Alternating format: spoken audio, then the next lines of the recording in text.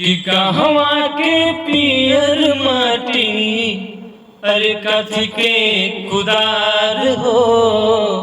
अरे कहवा के पियर माटी कथी के कुदार हो।